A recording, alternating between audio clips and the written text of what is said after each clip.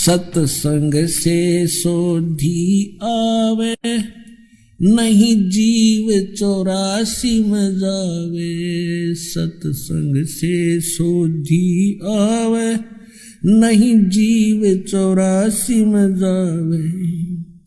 अब मेटो द्वेष और राग, हो राग या उम्र बतेरी जाली। अब मेटो द्वेष और राग, हो राग या उम्र बतेरी जाली। तो अब आपको दिखाते हैं कि वो 4 वेद इसने रख लिए। इन 4 वेदों को इसने क्या किया, अपने पुत्र श्री ब्रह्मा जी को दे दिए। जब सागर मंथन किया, इनको 4 वेद प्राप्त हुए। वेद ब्रह्मा ने रख लिए। तो ऐसे फिर ब्रह्मा जी ने जो पढ़ा, जैसा भी उसके समझ में आया, और उसके सरपुरुष ने उसको जितनी विभूति दी, उसके आधार से उन्हें वेदों को फिर आगे अपने वंशजों को पढ़ा दिया।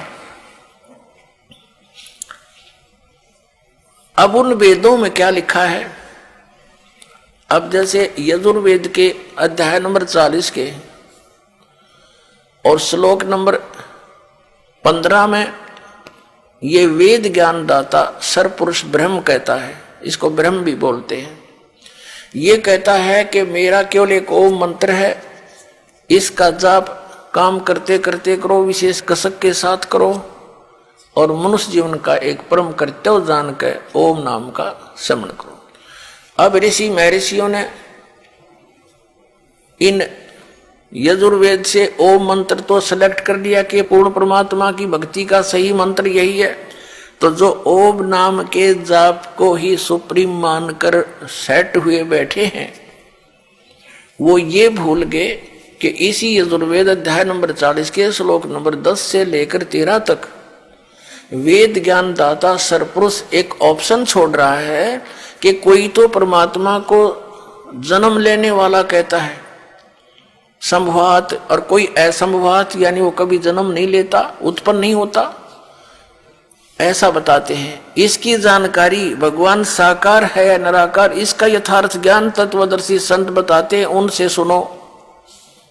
इससे सिद्ध हो गया कि वो जो तत्वदर्शी संत इस वेद ज्ञान से अन्य ज्ञान सुनावेंगे। यदि इस वेद में ही और वेद ज्ञान दाता को ही पता होता तो उसमें 4 लाइन लिख देता, जब इतने मोटे ग्रंथ बनाए। उसको पता ही नहीं, तो ये भूल गए कि तत्वदर्शी संत वो ज्ञान देगा जो वेदों से हटकर होगा, और इन्होंने कुछ समझा होगा तो उसका उल्ट अर्थ ही लगाया होगा। क्योंकि कहते हैं गुरु बिन काहू न पाया ज्ञाना, ज्यों थोथा भुस चढ़े मूड किसाना। गुरु बिन वेद पढ़े जो प्राणी, और समझे ना सार रहे अज्ञानी।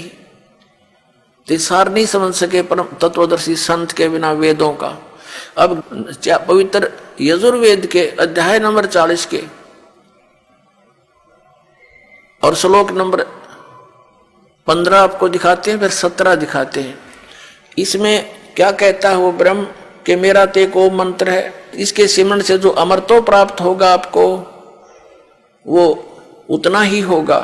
फिर 40वें अध्याय के यजुर्वेद के 17वें मंत्र में स्पष्ट कर दिया है कि मैं तो ब्रह्म हूं और मेरा आकाश में यानी ब्रह्मलोक में रहता हूं, और वो परमात्मा पूर्ण परमात्मा तो प्रोक्ष है, गुप्त है। जैसे संसार रूपी वृक्ष की जड़ें पृथ्वी में प्रोक्ष रहती हैं, लेकिन वो निराकार नहीं है, उनका अस्तित्व विशेष है वहां पर, लेकिन हम बगैर उसको देखे, बगैर खोदे नहीं देख सकते।